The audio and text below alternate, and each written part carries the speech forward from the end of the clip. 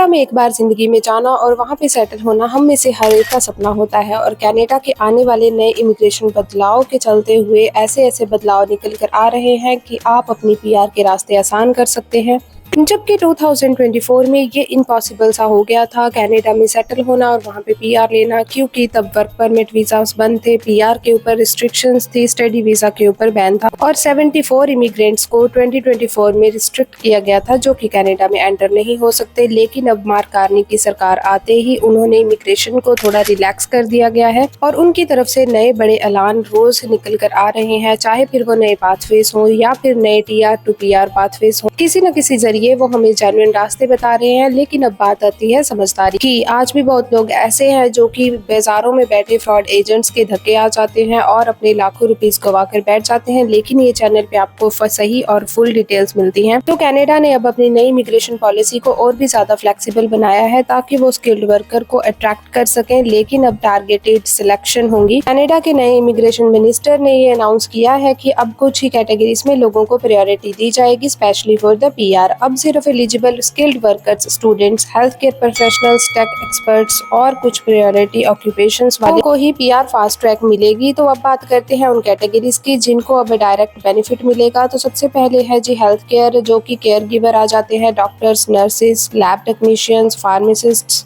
Canada की population ageing है, ये बात हम किसी से भी छुपी नहीं है और कनाडा में बहुत ज़्यादा वर्कफोर्स की शॉर्टेज है। इसकी वजह से प्रोफेशनल को डायरेक्ट पीआर मिल रही है। अगर आप इन प्रोफेशन से हम अपनी प्रोफाइल्स रेडी रख सकते हैं, क्योंकि बहुत टाइम से ये सवाल आ रहा था कि हमारे पास केयर गिवर या फिर हेल्थ केयर का एक्सपीरियंस है तो क्या हम एलिजिबल है। तो जी हाँ, आपकी बेस्ड प्रायोरिटी को ही माना जाएगा और आप लोग प्रायोरिटी बेस पे पीआर अप्लाई कर सकते हो। लेकिन बात है आपके एलिजिबिलिटी क्राइटेरिया की, क्योंकि हर प्रोफाइल का एलिजिबिलिटी क्राइटेरिया डिफरेंट होता है। अब बात करते हैं टेक प्रोफेशनल्स की, यानी कि अगर आप सॉफ्टवेयर इंजीनियर हैं, डाटा एनालिसिस्ट हैं, डाटा साइंटिस्ट हैं या फिर कोई भी ऐसी ऑक्यूपेशन से हैं जो कि कंप्यूटर के साथ जुड़ी हुई है, यानी कि इन डिमांड स्किल होने की वजह से आप सब लोग एक्सप्रेस एंट्री ड्रॉज के लिए बुलाए जा सकते हैं। इनफैक्ट बहुत सारे ड्रॉज निकाले भी जा रहे हैं अगर आप कनाडा के ऑफिशियल वेबसाइट पर जाकर देखें तो। नंबर 3 पे बात करते हैं स्टूडेंट्स विद कैनेडियन एजुकेशन, यानी कि उन स्टूडेंट्स ने जिन्होंने कनाडा के अंदर ही ग्रेजुएशन या फिर पोस्ट ग्रेजुएशन की हुई है, उनके लिए न्यू पाथवे ओपन हो चुके हैं, जैसे कि PGWP,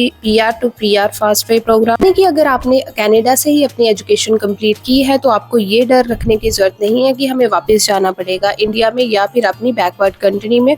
अब आपके पास अपॉर्चुनिटी है, आप लोगों को प्रायोरिटी बेस पे पीआर मिलेगी, ये कनाडा ने ऑफिशियल तरीके से कह दिया है। अब बात करते हैं स्किल्ड ट्रेड पीपल की, यानी कि अगर आप प्लम्बर हैं, इलेक्ट्रिशियन है, कंस्ट्रक्शन वर्क या फिर कोई भी ऐसे ब्लू कॉलर जॉब करते हैं जो की डिमांड बढ़ रही है, आप लोग इजिली अप्लाई कर सकते हैं। आपके पास एक्सपीरियंस होना चाहिए, क्योंकि कनाडा ने बाय द ईयर 27 तक 5 लाख घर और नए बिल्ड करने हैं। तो आप लोगों की फास्ट ट्रैक डिमांड बहुत ज्यादा बढ़ जाएगी आने वाले कुछ ही दिनों में। अगर आप जाने का सोच रहे हैं तो आपके लिए ये बेहतरीन टाइम है, आप अपनी प्रोफाइल्स रेडी रख सकते हो।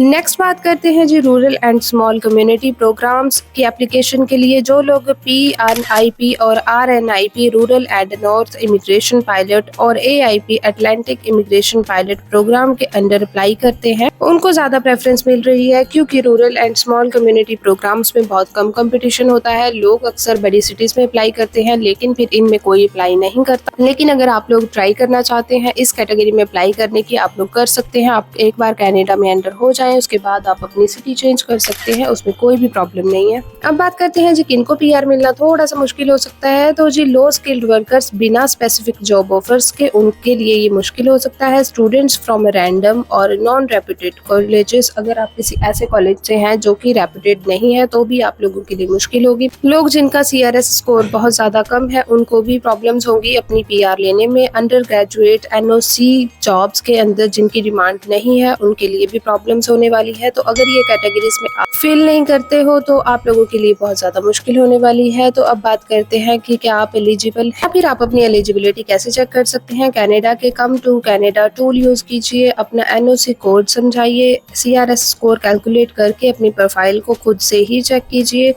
ये भी चेक कीजिए कि आपके स्ट्रीम में अप्लाई कर रहे हैं एक्सप्रेस एंट्री, पीएनपी, आरएनआईपी या फिर एआईपी। अगर आपको कोई डाउट है तो एक सर्टिफाइड इमिग्रेशन कंसल्टेंट की गाइडेंस लेना बहुत ज्यादा अच्छा होगा। ये लोगों के लिए खुशखबरी थी, जो भी लोग अप्लाई कर सकते हैं, जो भी लोग एलिजिबल हैं उनके लिए गोल्डन टाइम है पीआर अप्लाई करने का। अपने डॉक्यूमेंट्स रेडी रखो, जैसे कि IELTS, ECA, जॉब ऑफर, अपना प्रोफाइल्स अपडेट करो, लेटेस्ट ड्रॉज का ध्यान रखो, PNP प्रोग्राम्स को कभी भी इग्नोर मत करो, अपना शॉर्ट आउट ढूंढो। आज की वीडियो में सिर्फ इतना ही। वीडियो पसंद आई हो तो इसको लाइक जरूर कीजिए और इस वीडियो को ज्यादा से ज्यादा शेयर कीजिए, ताकि जो भी कैटेगरीज के लोग हैं उन तक ये न्यूज पहुंच सके। जो मेरे चैनल पर नए लोग हैं वो मेरे चैनल को सब्सक्राइब करना मत भूलना, ताकि आपके पास नई से नई वीडियो आती रहे। Thank you.